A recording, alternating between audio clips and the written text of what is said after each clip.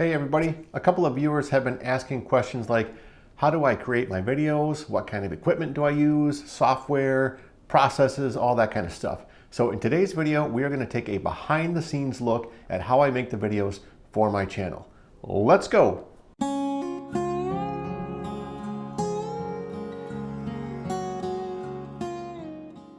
Let's start by taking a look at my office where I do most of my off-trail filming. You've all seen the desk and bookshelf that I use as the background for my videos I shoot here at home. And then moving over here, I have my lighting system and where my camera goes. The lights have wax paper over them because that helps diffuse it a little bit. It's not very high tech, but it gets the job done. Then I have the tripod right here that my camera sits on when I'm filming myself. Then down here we have Pedro. Pedro is my son's bearded dragon. Pedro likes to make some noise once in a while I'm filming, and that means I've got to shut everything off and wait for her to go back to her nap. To meaningfully reduce my base weight. Oh, and the lizard is crawling around the cage making noise. Up here I have a couple of white-tailed deer that I got while bow hunting. And interestingly, as the years have gone on and I've spent a lot of time outdoors, I don't have much urge to take the life of an animal, so I have not been hunting in a couple of years now. Over here we've got my futon, and then moving over to my poker table, which I made by hand, and you've seen this in quite a few videos, not the table itself, but the green felt surface. Generally when I'm filming something like fuel canisters or a piece of equipment, I'll set it here on the table and get a close-up of it because I think that green felt makes a nice background. Then I have some guitars over here, and people will come over and say, oh, I didn't know you played guitar. Well, I own guitars. I wouldn't say that I necessarily play guitar.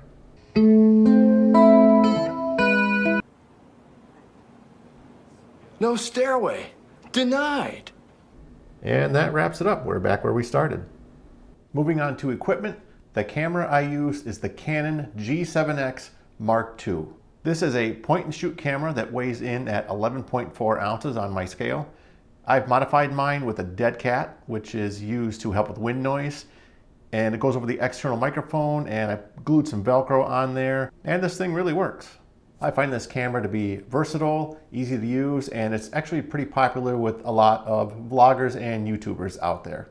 Now, I also occasionally shoot video on my iPhone when, for example, I'm trying to avoid the elements like rain, that kind of stuff. I'll use my iPhone for those things. I find that the video quality I get from the iPhone is really good, and it stands toe-to-toe with the video quality I get out of my camera. Now, the camera's a lot more versatile, has a lot more features, but you could pretty much run an entire YouTube channel creating all the videos you want using just your iPhone. Next up is the tripod that I use when I'm out on the trail. I use the portable UltraPod 2. It is compact, weighs only 4.3 ounces, and it fits right in my fanny pack.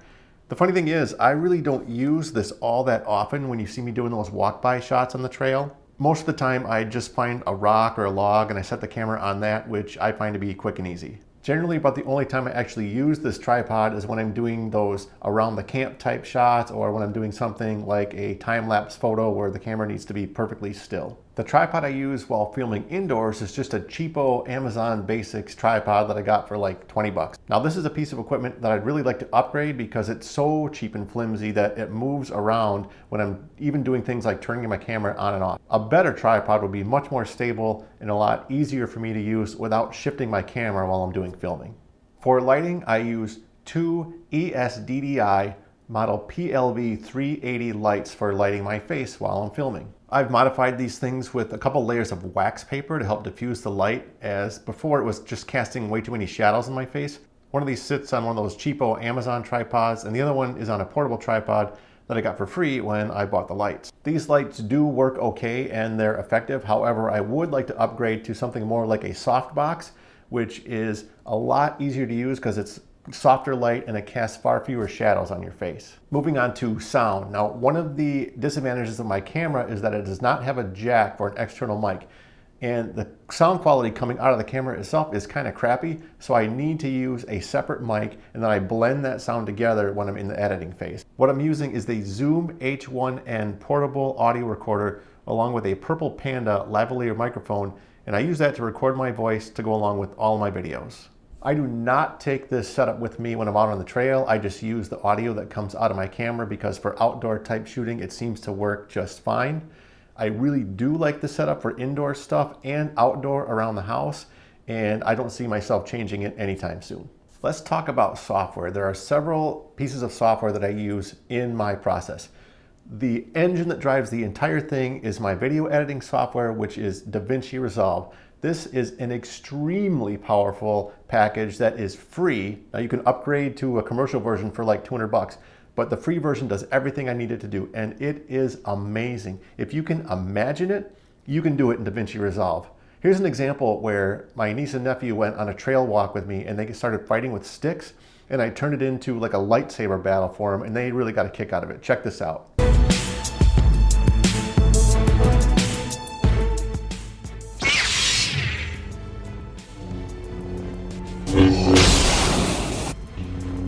So that was kind of fun. There are other video editing packages out there. There's really a lot of them. I would say the gold standard is probably Adobe Premiere, but that's quite expensive, way out of the budget for my channel. And DaVinci Resolve is powerful, does everything I need it to do. It's even used by some higher end video editing studios for doing things like films and commercials, that kind of stuff. There is a fairly steep learning curve to using software like DaVinci Resolve. I had to watch a lot of tutorials and practice with it quite a bit before I got effective with it, but over time it did come together and now I can use it and I'm pretty proficient with it. I also use some graphics editing software from time to time when I'm pulling in images that I want to use that I got online to use in my videos, and the software I use is called GIMP. GIMP is free, fairly easy to use, and an example of where I would use that, let's say I'm doing something where I'm talking about trail runners and I want to have an image of a trail runner on the screen. If I just grab one off the internet, it might have like a white box around it, kind of like this. And what I do is I pull it in a GIMP and I will take that white and I will make it a transparency, and then I can just put it on the screen so all you see is the shoe part.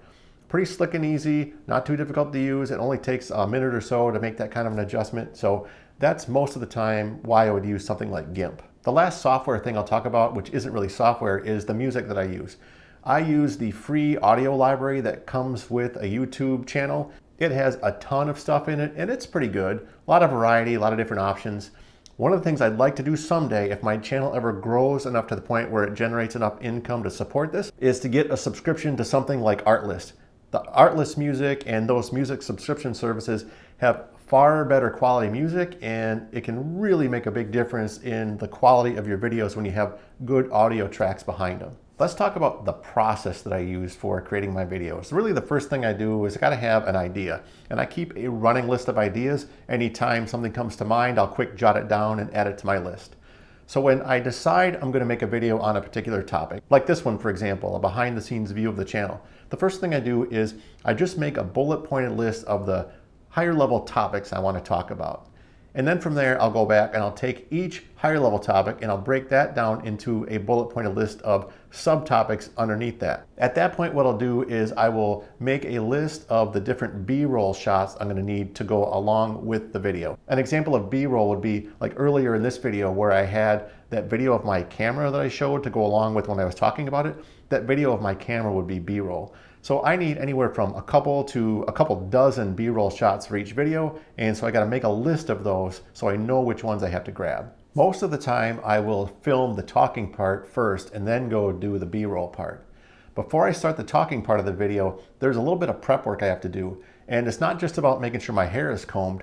I have to really concentrate and make sure my appearance is okay, because it can look bad if you get that wrong. You might laugh about this, but I've got to make sure my nose hairs are trimmed up, no boogers sticking out of there, my eyebrows aren't going crazy, or I don't have some stain or hairs or big chunks of fur on my shirt or wrinkles all over my shirt.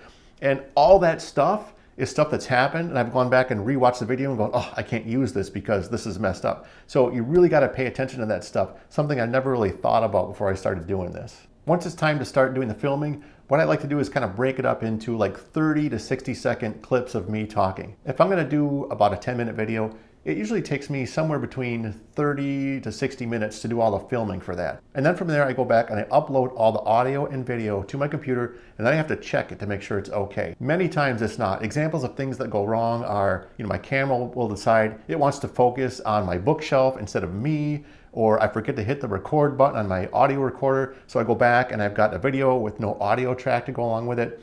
And then what I do is figure out everything that didn't work, and I go back and refilm those things. Once I have that all set, then I'm ready to start the editing process. The editing process is my favorite part of the entire thing, I guess other than the hiking itself.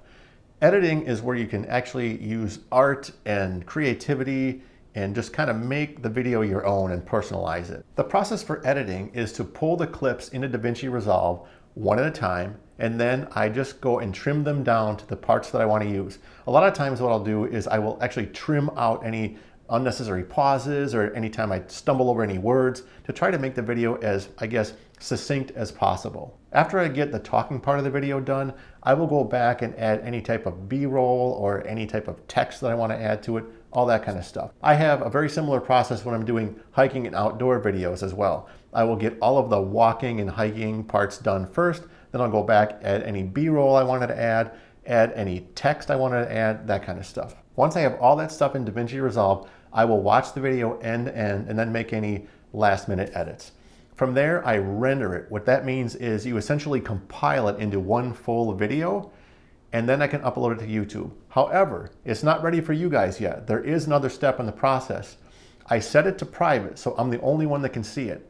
And then I go upstairs with my wife, and her and I watch it together, and she will critique it, and then she'll give me some feedback like, John, that joke just wasn't very funny, or I didn't understand what you're trying to say, or this part was way too long, you just need to shut up and stop rambling. And I'll go back and make edits based on her feedback, and then I get to the final version of the video. I want to talk a little bit about how I do the filming when I'm out on trail. My goal is to immerse you guys in the experience as much as possible to help you see what I'm seeing, experience what I'm experiencing. So I do quite a bit of those walk-by shots. That's where I will go set up the camera, get the shot all figured out, then I will walk by the camera, then I'll turn around and go back and pick it up. That really doesn't take that long. It's really just a few minutes per time I do it. It does require sometimes that I have to go across creeks several times, or I have to climb up rocks a couple of different times to, go back and get the camera. But I love doing it. It's totally worth it to me. And if it wasn't, I wouldn't do it. But it's awesome. I think it makes for great filmmaking when you guys can see some of the more interesting things that we have to cross or walk through when we're out on the trail.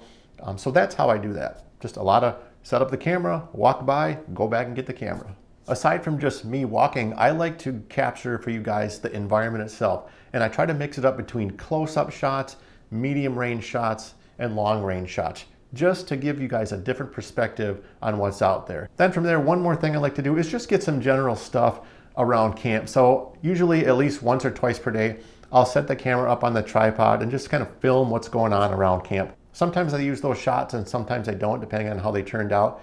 But you guys have probably seen a lot of times when I'll film what I'm cooking, what I'm eating, setting up, taking down the tent, just to give you an idea of what's going on around camp in the evening, and so you can see where we're staying each night. The one thing about filming on trail that I am going to change going forward is I am going to try to film the other people I see on trail more than I'm doing now. I don't really show them at all unless I know them really, really well. I've met so many amazing people on trail, and I think some folks would actually get a kick out of being in somebody's YouTube video. I'd love to have a way to remember these people better, and I'd love to share them with you also. So that is something you're gonna see going forward, is more video of other people I'm meeting along the way on the trail. A few people have asked about my process for editing video while out on the trail, and I wanna talk about that because that's also something that's gonna change going forward. In the past, I've used a piece of software called LumaFusion, which is about 20 bucks, and I found it to be quite powerful and very adequate for editing video on my phone. However, I find that it takes me about 3 to 4 times longer to edit video on my phone than it would take if I was doing it on my desktop computer. And I don't think I get the same level of quality and polish that I do when I'm doing it at home. Going forward, I'm only going to be doing editing and publishing of hiking videos when I get back from the trip. On longer trips, we're going to be gone for a month or two or longer at a time. I will more than likely be uploading some shorter clips for you guys to see from time to time just to tide you over. However, I'm not going to be doing the full-length, higher quality stuff until I get home. Trying to edit video on trail, it takes away from a lot of the other fun parts of backpacking, which is hanging out with people, exploring, that kind of stuff. I end up sitting in my tent or sitting in a motel room editing when other people are out doing that other stuff, and I really don't want to miss on that. Plus, I really want to put forth the best possible product for everybody, and I feel I can do that by editing it at home. A couple of other miscellaneous tasks that go along with having a channel include stuff like doing backups, because I got to make sure my data is backed up in the cloud in case something happens to my computer. I don't want to lose all of this work. Cleaning up data, because you end up with all these different videos and you don't need all of them, and I don't have unlimited storage space for this.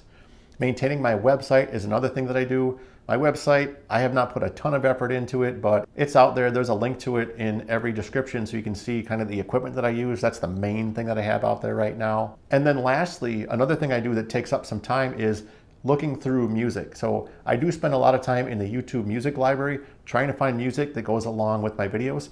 I don't put music behind these talking videos where I'm explaining something very often, but I do like to put music behind my hiking videos because I feel like it can just get that emotion out there that I'm feeling in the moment, and I want to try to convey that through music. When I first started doing this, I watched an educational video on how to start a YouTube channel, and the person said, you need to do at least 50 videos before you get good at it. I'm thinking, 50 videos? Well, I'll be good before then. I think that number is even higher. There is so much to learn and so much to do when you're creating videos.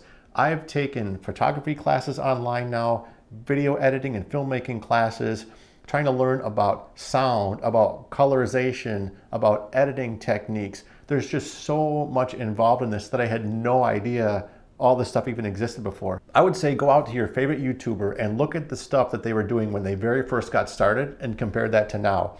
You'll probably see a huge difference in the quality of what they're doing. I have a lot to learn myself. I hope to keep getting better and better. I want to make this channel as entertaining as possible for everybody so you get a lot out of it. So any feedback or suggestions you have, I'm all ears. Just let me know what you think. I'd be happy to try to do what I can to accommodate. As you can see, there's a lot that goes into the making of each video. I really hope you guys enjoyed this behind the scenes look at Jon Allen Outside and how I do what I do. As always, if you found any value in this video, please hit that like button and consider subscribing to my channel. Thanks, and we'll see you out on the trail.